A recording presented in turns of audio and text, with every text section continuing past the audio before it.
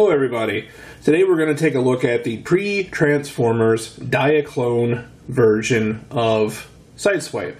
This is the Italian geek version of the toy, which were a company in Italy in the early 80s that licensed through Takara the re-release of their Diaclone line in Italy and possibly other parts of Europe, but they were specific. You can see their logo there. And this particular one is Sideswipe, and you'll see that it says Transformer, not Transformer, Auto Robot. Now, there is some citations on the wiki page that say that the Hasbro Transformers line came before this when Geek was producing them, but that, I believe, is not the case.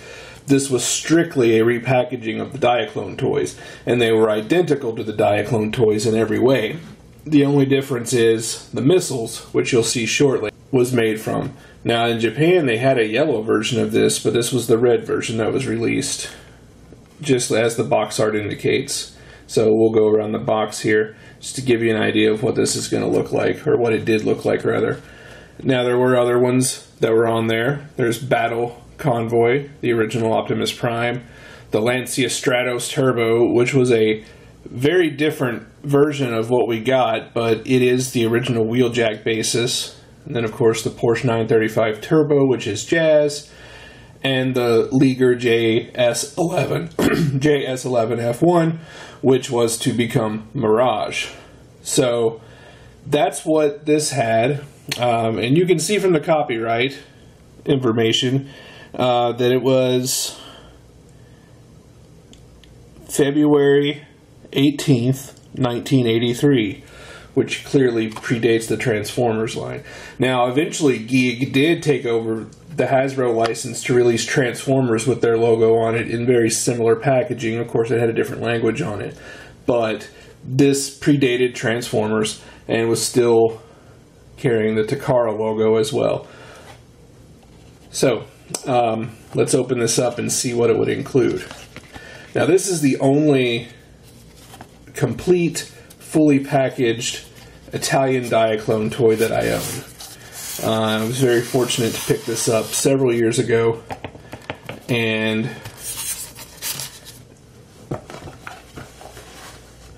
I got a pretty good deal on it back then, but I really didn't know what I was getting.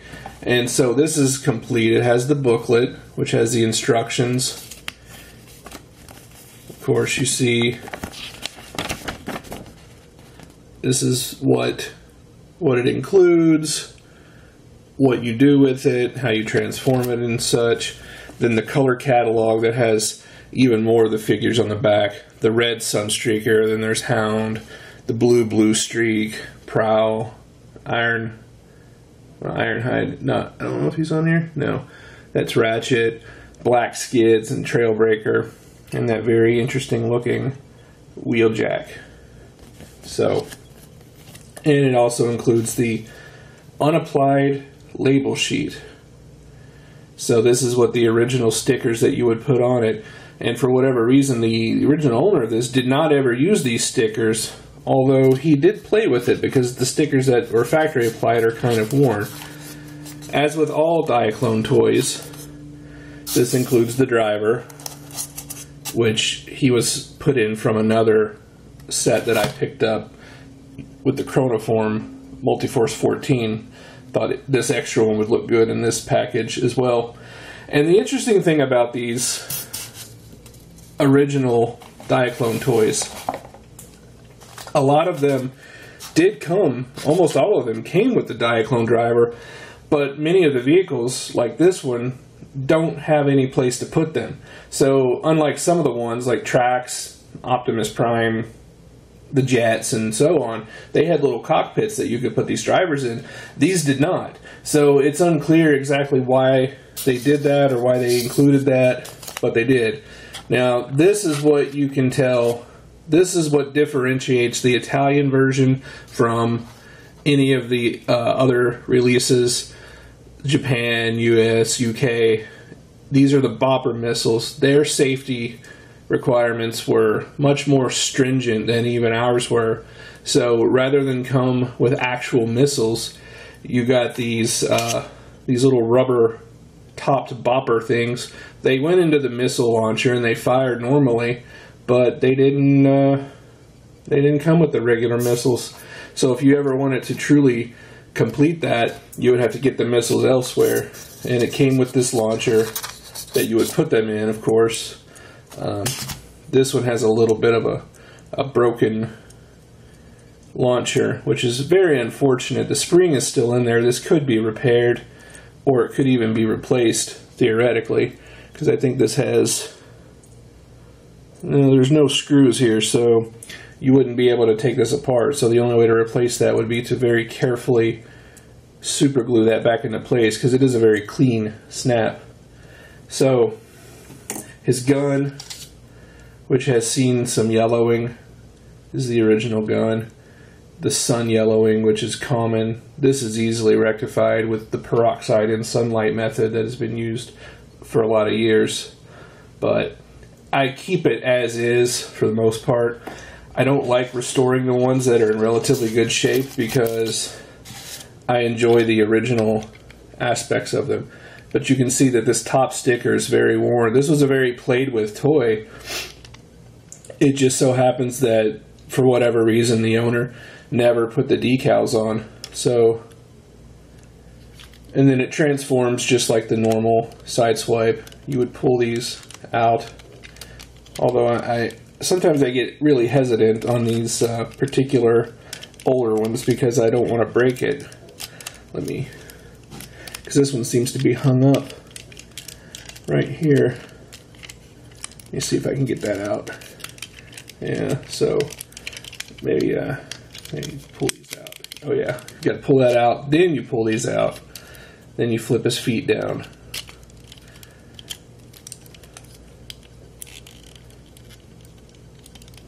They're very, very stiff. Like, these don't get used that often, so, but that's good. Then you pull his arms out like so. Do that one side, then the other side, and then his chest will pull out and go down, and then his head is in here and it will flip up like that.